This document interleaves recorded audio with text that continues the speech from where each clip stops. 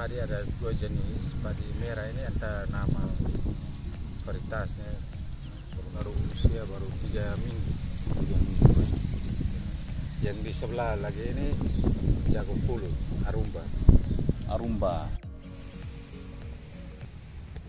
Sahabat NTT Farm, hari ini saya di lokasi tanamnya Bapak Niko Utun Koban.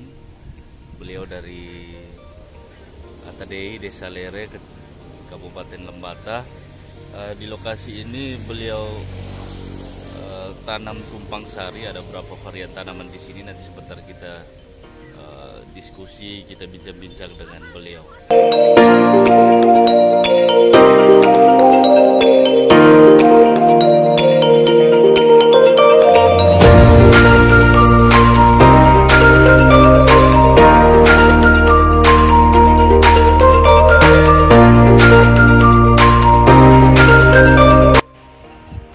Sahabat tani Indonesia, sahabat NTT Farm, hari ini saya berkesempatan untuk jalan-jalan mengunjungi salah seorang sahabat NTT Farm di Desa Noel Baki, Kabupaten Kupang. Beliau memiliki satu area yang lumayan luas, yang seperti sahabat tani melihat di satu lokasi ini beliau menggunakan metode tanam tumpang sari. Ada jagung, ada padi, ada ubi jalar atau ubi tatas, ada semangka, ada kacang hijau. Ikuti bincang-bincang saya dengan beliau. Saya ingin berbagi ke sahabat tani Indonesia, sahabat NTT Farm, apa saja keuntungan dari metode tanam tumpang sari. Untuk lebih jelasnya, mari ikuti bincang-bincang saya dengan pemilik lahan Bapak Niko Koban.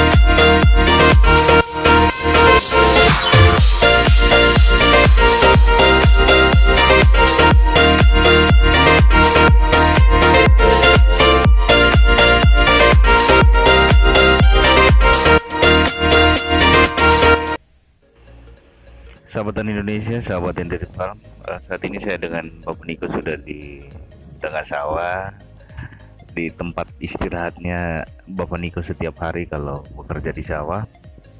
Bapak Niko barangkali bisa berbagi cerita ke sahabat tani Indonesia apa saja yang Bapak tanam di sini. Ini ada padi ada dua jenis. Padi merah ini ada nama varietasnya belum tahu jelas.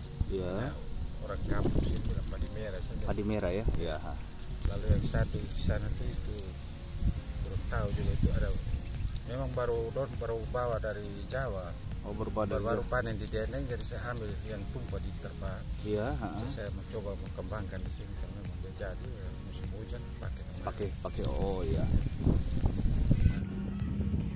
Bapak Niko, tadi saya coba jalan-jalan keliling, lihat-lihat beberapa jenis tanaman yang Bapak tanam di lokasi tanam ini.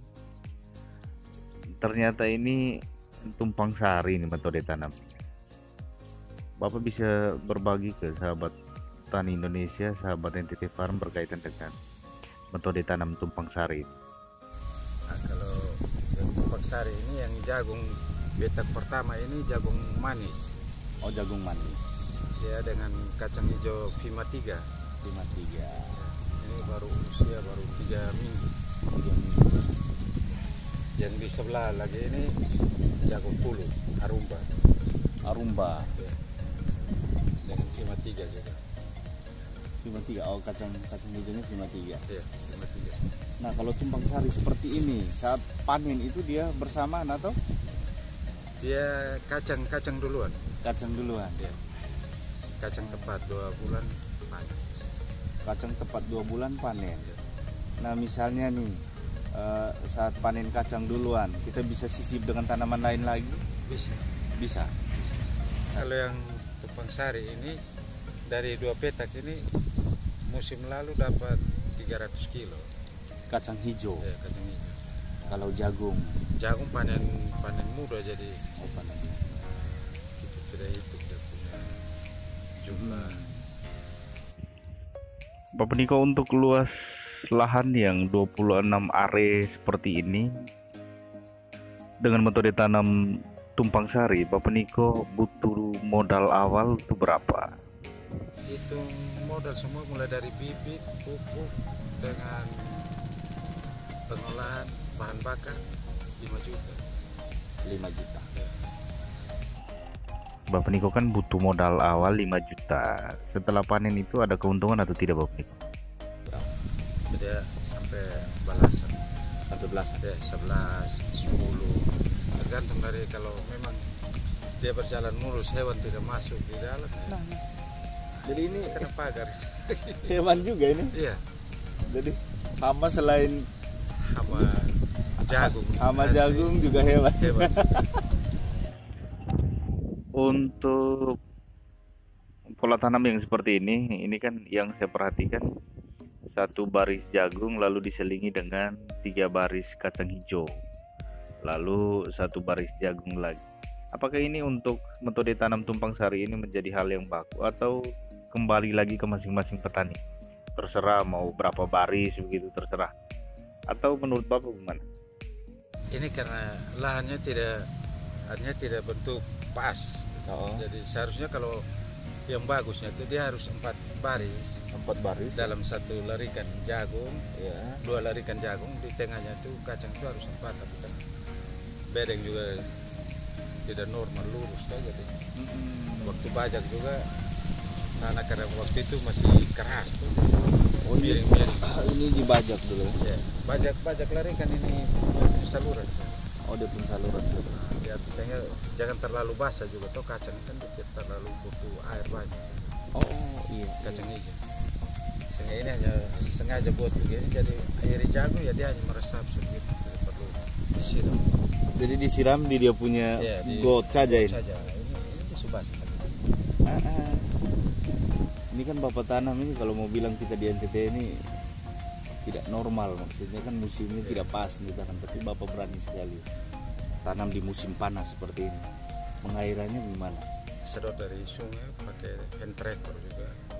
Pompa, lalu kasih naik di atas. Ini 1 minggu 1 kali. Ini penyiraman 1 minggu Air satu kali. ya. Lep.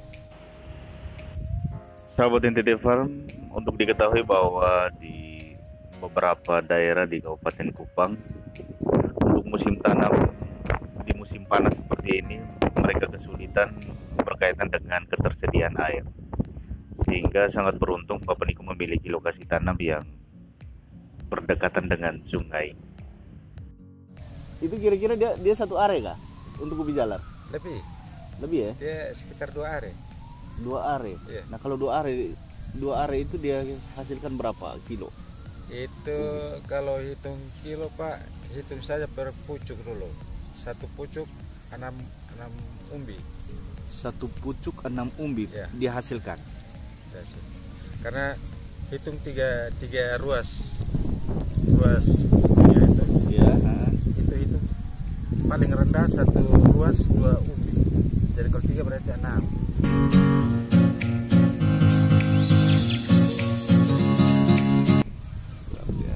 Itu paling rendah. Tapi kalau nanti cabut baru kita lihat saja hasil. 1 umbi dia bisa 2 koma. 2,5 kilo, 27, 29, bahkan ada yang sampai 3. Nah khusus dia pemupukannya bagaimana? Dia Organik.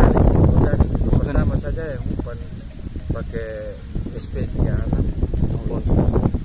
hamanya Hama pakai biobos organik. selama ini ada ketemu tidak hama untuk Ada. diserang? Dia batang membusuk, Oh, batang tapi tidak semua. Ya, cabang sebelah dia busuk, tapi yang sebelahnya baik. Tunasnya baik. Pengairannya Penyairan 3 hari. 3 hari sekali. Nah ini saya lihat kan dia sistem tanamnya itu beda dengan kita punya di kampung. Ya, Kita punya di kampung kan tanam saja. Tanam. Tapi dia ini ada gundukan tanah, dibikin sengaja dibikin lalu ditanam. Itu mempengaruhi hasil. itu memang itu yang orang bilang budidaya ubi ungu itu sudah dia punya cara kerja. Cara kerjanya harus Di begitu. bawah dasarnya tuh ditaruh jerami padi ini setebal 30 bahkan sampai 50 cm, baru ditimbun tanah. Jadi itu saluran itu karena angkat tanah ke sini naik buat bedengan. Tapi tutup di atas di bawahnya jerami padi semua. Jadi ketika jerami padi hancur, umbinya taruh di tanah yang rongga itu, bukan tanah asli yang di bawah itu. Oh. Dia di atas jerami yang sementara hancur. Nah yang membusukkan ini kan SP dengan SP. ini apa nih? Kayak mempat Boskan. begitu dia. Ya, Oh. buat hasil itu. Nah, supaya dia hasil banyak. Selain penyiraman teratur, barangkali ada perlakuan khusus gunting pucuk atau Ya. apa? Nah, kalau pucuk itu seharusnya gunting pucuk, karena semakin banyak cabang semakin mengurang dia punya umbinya tuh lambat untuk membesar. Karena semakin banyak makanan yang lari ke pucuk. Ini kan jarang sekali ya, apalagi di sekitaran sini. Memang pernah ada program dari mantan bupati Kabupaten Kupang. Nah sekarang kelihatan sudah tidak berjalan lagi, tapi bapak tetap budidaya. Nah selain umbinya dipasarkan, barangkali pucuknya juga dipasarkan Ya, begitu ya? pucuknya kalau 2 tahun lalu dipasarkan ke Sumba Timur.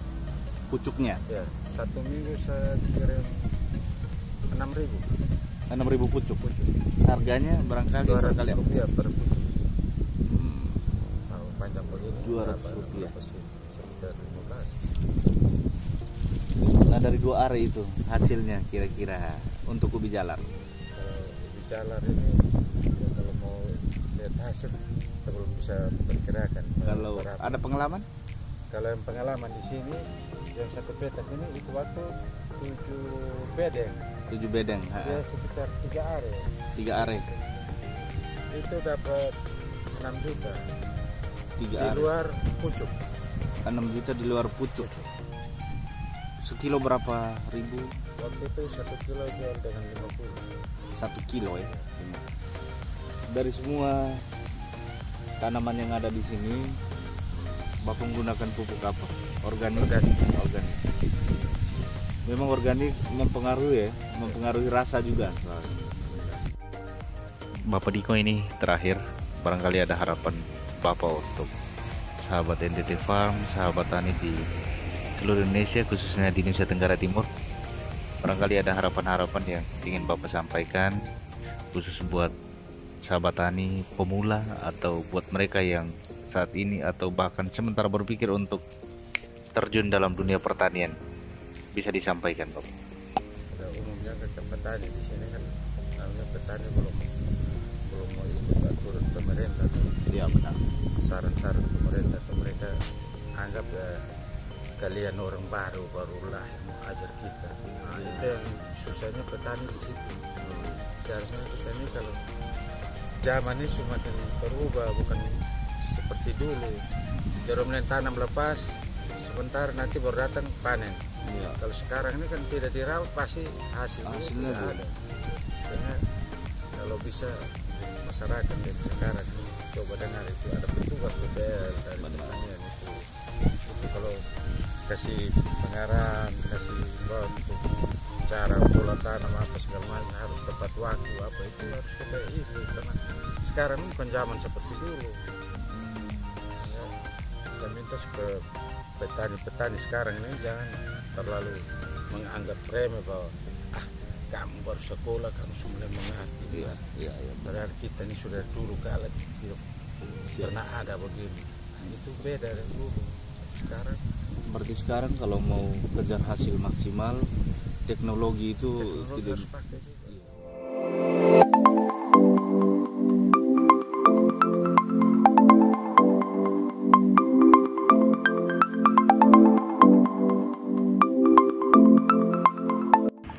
Sahabat tani Indonesia, sahabat NTT Farm dimanapun sahabat berada, demikianlah bincang-bincang saya dengan Bapak Niko, seorang PNS aktif yang sudah berkecimpung lama dalam dunia pertanian, dan di lokasi yang sama beliau juga sering menggunakan metode tanam tumpang sari. Dan dari metode tanam seperti ini beliau bisa mendapatkan hasil panen yang beragam sekaligus dalam satu kali panen di satu lokasi yang sama. Dan mudah-mudahan video ini bisa menginspirasi sahabat tani sekalian dimanapun sahabat tani berada. Dukung terus channel NTT Farm dengan cara subscribe, komen, like, dan share sebanyak-banyaknya. Dan dari Nusa Tenggara Timur untuk Indonesia, salam sejahtera untuk kita semua.